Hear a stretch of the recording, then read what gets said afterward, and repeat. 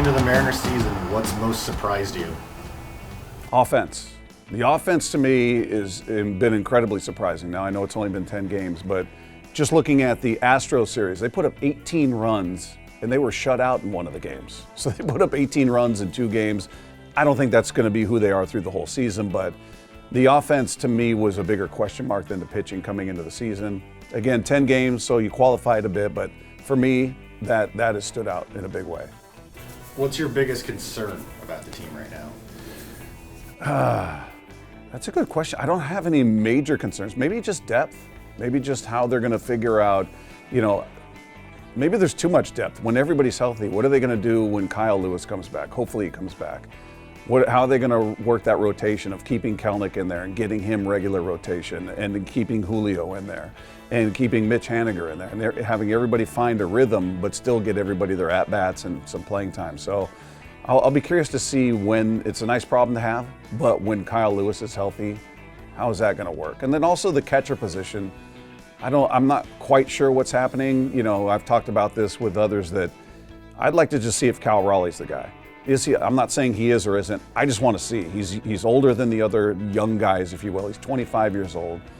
For me, it's time to see, is he your catcher of the future? Because right now you're kind of going 3 in a row. You're going Raleigh, you're going Murphy, you're going Torrens, and you're just working with this rotation, which to me doesn't help a young guy like him. Get him the at-bats. Let him find a rhythm. Let's see. He's either going to show you he's the guy or show you that he's not. What did the series win over the Astros tell you personally? It told me that this is a team that isn't caught up in the history of that rivalry, that the Astros have kind of owned the Mariners, even when they're bad. They're kind of like the Rams were for the Seahawks. Even when the Rams were bad, they just gave the Seahawks problems. The Astros were that team for the Mariners. They've been atop the division for the past 5 years at least. And it kind of sends a little signal that, hey, there's a new sheriff in town, if you will. Not that the Mariners are going to win the division, but that they're not the doormat that they were in the past, and that this is a team that needs to be contended with. And the Astros, I think talent-wise, are still a better roster if you're looking at it and being objective, but that gap has closed in a very big way. And I think you see that bringing in some new blood that aren't caught up in the history of that rivalry, and just seeing there's some attrition on their roster, additions on the Mariners roster, you're seeing that gap close a bit. What's one thing you want to see from the team this week? Eugenio Suarez to go out there and light it up. No, I would like to see that. I've been rough on him and Luis Torrens, 2 guys that, and Suarez was more of just looking at his numbers and who he was in Cincinnati. I didn't really watch the guy play. I've just looked at his strikeout numbers and his average and what's he done over the past couple of years and looking at some of his numbers on defense. So I was a little concerned. So far, he's been a pleasant surprise. I think defensively, he's surprised me with a couple of the plays out there. Obviously, he's got some pop. And then Torrens, I don't know if he's being showcased or not, but he looked better behind the plate than I think he did at any point last year, which was a really down year. So those are a couple of things I'm looking for. It was great seeing Adam Frazier just come to life in this series. A guy who, the second I suggested, maybe you move him out of the top spot, you put J.P. Crawford, who's red hot, you bring him in to be your leadoff hitter, Frazier goes nuts. So, I mean, that's great stuff to see. Just get Winker a little rhythm going, and man, there's a lot to be excited about with this offense. Who's your least favorite Astro? Bregman. He's got the most punchable face on that roster. He was incredibly smug and dismissive after the whole cheating scandal came out. I remember him doing the interview where he was kind of laughing and smirking about it, kind of this, non-apology apology. He's really, really unlikable. Yeah, him and Correa, but Correa's not there anymore. So it's Bregman wins by a landslide. Who's your favorite Astro? Dusty Baker. Dusty Baker. If anybody wearing an Astros uniform, it's Dusty Baker. I love Dusty Baker. I've loved him throughout the years. He was the manager of the Cubs when I lived in Chicago. So I've got a soft spot for Dusty Baker. And Alvarez when he's healthy. That guy's a monster. He's impressive to watch. But he wasn't playing in this series because he was on the COVID IL. But I enjoy watching him. 2 times through the rotation, do you feel any different about them than you did going into the season? Yeah, that's a good question. No, because I held out hope that Gilbert was going to take that step, and he certainly has. I've been really impressed with Logan Gilbert. Robbie Ray, I think, has been as advertised. He pitched in awful conditions in his second start, but gutted it out.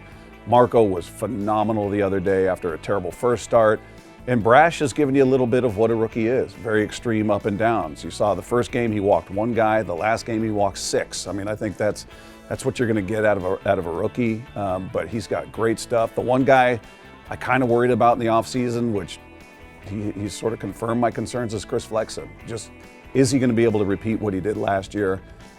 I want him to. He was one of my favorite Mariners on the roster last year, but I just don't know if it's fair to expect he's going to be that guy again.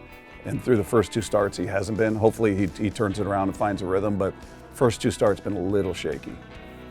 Just Johnny 24 wants to know, you seemed very concerned about the defense of Suarez and Torrens. How would you grade each of those two, as well as the team defense overall so far? Team defense in A. I think they've been fantastic. I mean, especially behind Brash when he had constant traffic on the bases and they made some great plays to bail him out. Suarez, I think, has played really well. I mean, I think, I got to be honest, he's played better than I've given him credit for. It's 10 games, we'll see how it plays out, but I'd give him an A-.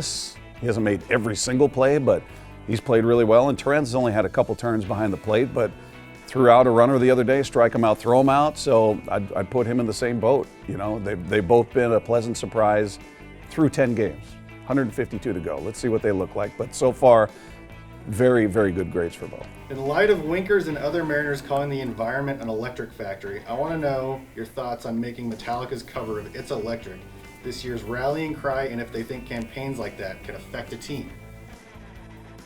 Can it affect the team? I don't know. That's a good question. Listen, I'm always on board for rock, metal, thrash metal, in Metallica's case, being more present at the park. I used to love when Branded League would come out to Slipknot. Love that stuff. Does it have an impact on the team? I think if they're all on board with the song, it has an impact. It can become a rallying cry, but if they're oblivious to who it is or what the song is, then probably has no impact on them. If it gives them energy, if it gets them fired up, then they'll be on board. But in terms of them really embracing it because they all love Metallica, you're talking about 21, 22-year-olds on this team. I'm not sure if that's going to translate. Wait. On a scale of 1 to 10, how metal is this team? How metal? It's a good question. I'll go 5 for now. I'm gonna go right in the middle. What metal band would that be? It'd probably be, it's kind of middle of the road. So it's probably it's probably in the 80s where they had some metal elements, but there was a lot of image to it. Like maybe a Def Leppard, maybe in that vein somewhere, a Motley Crue. Somewhere around there. That's kind of a 5-6. There's pop elements, there's pop sensibility with hooks, but there's some chunky guitars and drums in there. So yeah, I'd go Motley Crue, Def Leppard.